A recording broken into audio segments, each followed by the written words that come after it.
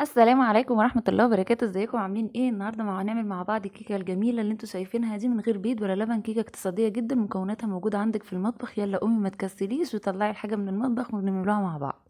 اول حاجة معايا 3 كوبايات من الدقيق، ومعايا كوبايتين من السكر. انا بوريكم هنا الكوبايه ديت أنا عامله بيها المعايير كلها، يعني انت هتستخدمي كوبايه شاي تعملي بيها كل المكونات، لو كوبايه زي اللي انا ماسكاها كل المكونات برضو. يبقى معايا 3 كوبايات من الدقيق، ونص كوبايه من الكاكاو الخام، وكوبايتين من السكر، وكيس بيكنج باودر او كيك شيف، وكيس فانيليا. ولسه في مقادير تانية هنقولها واحنا بنعمل مع بعض. كده اول حاجه الدقيق دوت منخول، لازم الدقيق يكون منخول معاكي عشان يبقى ناعم. وحطيت عليه رشه صغيره من الملح، وعليها برضو الكيك شيف، انا عامله بكيك شيف. وهقلبهم كويس جدا. ما تقلقيش خالص، كل المكونات دي هتلاقيني كاتباها لك برضو في صندوق الوصف. قلبت المكونات كلها الجافه مع بعض، هنبدا بقى ندخل على المكونات السايله. معايا كده نص كوبايه من الزيت، وحطيتهم في الخلاط. وهحط عليها كيس الفانيليا والسكر البودر. ده سكر بودر عشان انا السكر اللي عندي خشن، فحبيت ان انا انعمه. لو انت عندك سكر ناعم اشتغلي بيه على طول برضو مفيش مشكله. ولو عندك مضرب ممكن تعملي بالمضرب. انا بس حبيت اسهلها عليكم ان احنا نعملها في الخلاط، يعني سهله جدا مش محتاجه حاجه خالص، مفيش حاجه اسمها ما عنديش ده ولا عنديش ده. وحطيت عليها الفانيليا، وعليهم برضو معلقتين كبار من الخل. وهحط عليهم كوبايتين من المية الدافية، من نفس الكوباية اللي انا عيرت بيها الدقيق هحط فيها مية دافية. وضربتهم كويس في الخلاط. بعد كده بصي كبيتهم كده في طبق، وهنزل عليهم بالدقيق تدريجيا. خليكي معايا في الطريقة دي، سهلة قوي وجميلة ومش متعبة خالص، وهطلع معاكي ان شاء الله طريقة الكيكة ناجحة جدا. دي طريقة الكيكة بالشوكولاتة. لو انت هتعمليها فانيليا بس، هتحطي بدل نص الكاكاو الخام نص دقيق، يبقى 3 كوبايات ونص دقيق، مش تلاتة بس.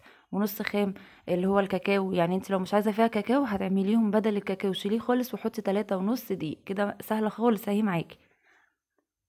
قلبت فيها كويس جدا.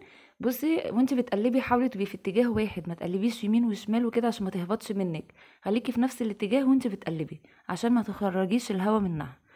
وطبعا حركه ان انت تنخليها دي بتنخلي الدقيق بيطلع معاكي ناعم جدا القوام بتاعها، وبتبقى حلوه قوي. شايفه بقى الهواء، احنا مدخلين هواء جواها لان ناخلين الدقيق وضربنا كويس جدا. فكاكيع اللي على الوش دي بتقولك ان الكيكه دي ناجحه جدا، وما تدخليها ان شاء الله الفرن هتعلى معاكي على طول.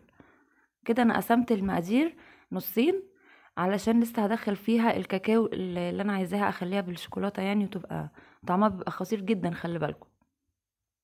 كبيت الكاكاو كله. لو انت مش بتحبي الشوكولاته قوي تبقى باينه جامد، مع ان الطريقه دي جميله جدا، ممكن تحطي معلقتين بس، مش نص كوبايه.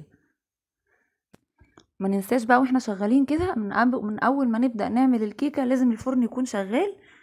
شغلي الفرن ولازم يسخن جدا عشان يديكي اللون الجميل اللي انت شفتيه في الكيكه في اول الفيديو. بتحطيها في الرف اللي في النص، ما بتشغليش شوايه، هي لما بيبقى الفرن سخن جدا بيديكي اللون مع بعض بالسوا واللون نفس الوقت بتاع الكيكه. لو انتي ما عطاش خدت المده واستوت وما خدتش لون، ممكن تفتحي في الاخر خالص عليها الشوايه شويه بس تاخد اللون وتقفليه على طول. هي بتاخد بالظبط من 25 دقيقه ل 30 دقيقه، يعني انتي ما تفتحيش تبصي عليها قبل ال 25 دقيقه، قبل ال 25 دقيقه ما تفتحيش. اول ما تلاقيها جابت 25 دقيقه افتحي بصي كده بالراحه.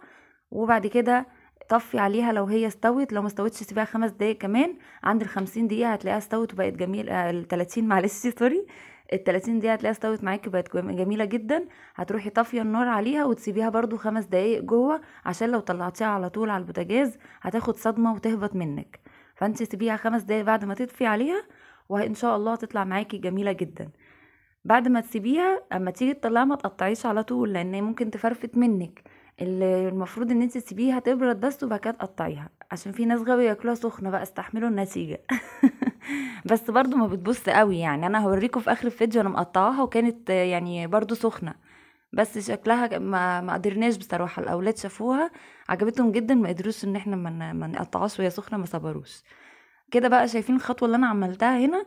باخد شوية من الفانيليا وشوية من اللي هي فيها الشوكولاتة، واقعد ايه بالمعلقة شوية من دي وشوية من دي عشان تديني الشكل الجميل اللي انت شفتيه في اول الفيديو ده. بتقعدي تعملي الحكاية ديت لغاية ما تخلص معاكي الكمية كلها.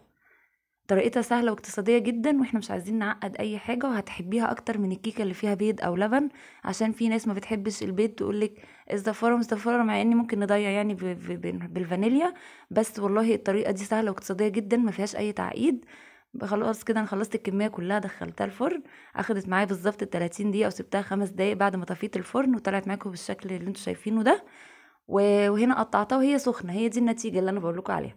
بتقطعيها وهي سخنه، لو مش مستنيه عليها بتطلع بصي والله تحفه. يعني كيكه تحسيها كيكه كده اللي هي بتاعت الجاتوهات والتورت، يعني فظيعه. وقوامها يعني وانت بتمسكيها كده سفنجه معاكي تنزل وتطلع تاني. يا رب يكون النهارده الفيديو عجبكم، وان شاء الله تقولوا لي في التعليقات اللي يجربها رايه فيها ايه، هتحبيها اكتر من الكيكه التانية. يا ريت ما تنسوش الاشتراك واللايك وتفعيل الجرس عشان يوصلكم كل جديد، وتشيروا الفيديو لاصدقائكم وقرايبكم واصحابكم، علشان الناس اللي مش عارفه الطريقه دي تعملها وهتعجبهم جدا. وداعا بقى للكيكه التانية. خلاص كده احنا هنعمل الاقتصاديه دي وهعملها لكم ونزلها لكم بكذا طريقه بعد كده ان شاء الله، مره بالبرتقال ومره فانيليا بس. هشوفكم على خير في حلقه جديده من دلع مطبخك مع نانسي. باي باي.